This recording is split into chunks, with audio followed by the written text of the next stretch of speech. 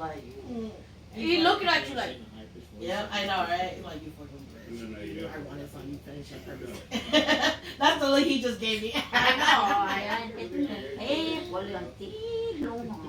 I like, are you sure? I'm gonna throw your glasses on the floor right now.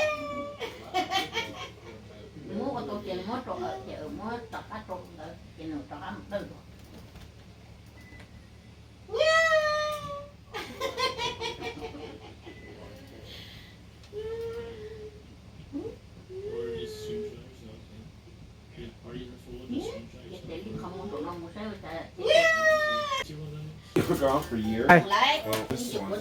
ở chợ chia có tan hả nó rồi nè nó rồi mua chua giả đấy mua chua giả cổ chế bé uất tiệt là trâu lúc xưa nó là nè mình nhổ uất tiệt là trâu lúc xưa nó là chế mình nhổ nó tên chỉ về họ cho ý trồng mông ý trồng phong dư ý trồng cái tê ý trồng anh sa của nhau đồ sổ YouTube sẽ đời làm tháp bé nó tên chỉ về trồng được cắt sắp lại đi nè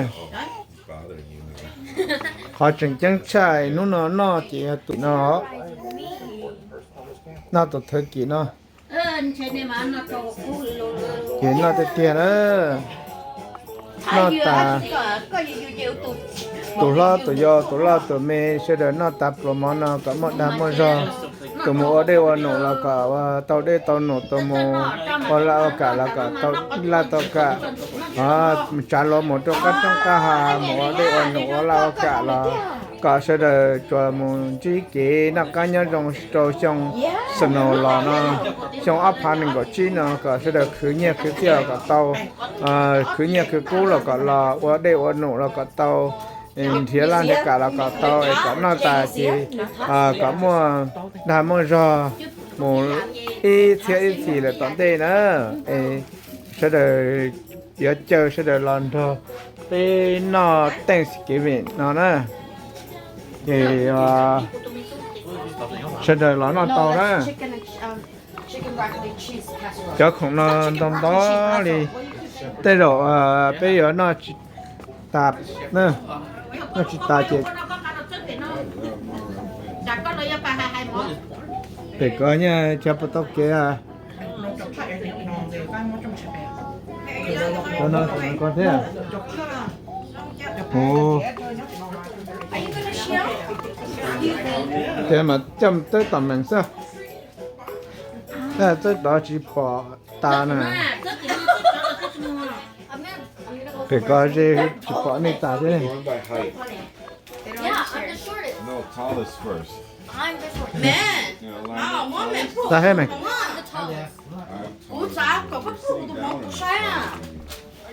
buông cái làm một sai mà nó chết kỹ Tôi tên nó mà. Còn mà mì thế này để đi tôi tên nó mà. Biết kìa. Biết kìa. Biết kìa. Tu sister còn hay to. Sister hay ta to. Đây. Ta tiền more.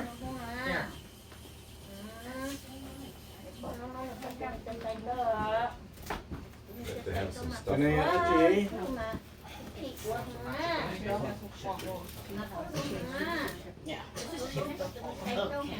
Just keep calling that. No, I call her. Chị cái bên.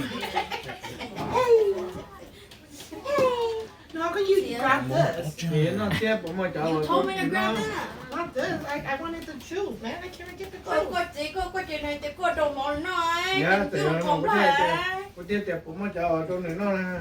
No, không phải ơ. Cảm ơn nó nhớ sao cảnh nhớ tỏ phụ trình. Well, he could have Alfredo, right? I don't know something like that.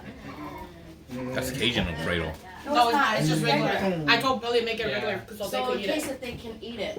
It's just chicken Alfredo. I think it should be fine.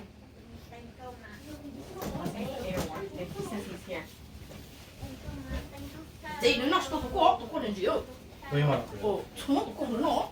Cho nên em bắt mà sao mà nó Có mà khó เอ็นไซต์ตรงนี้นอกต้มอ่ะแล้วชีก็ผมไม่ค่อยมีการเลยเนาะ What chicken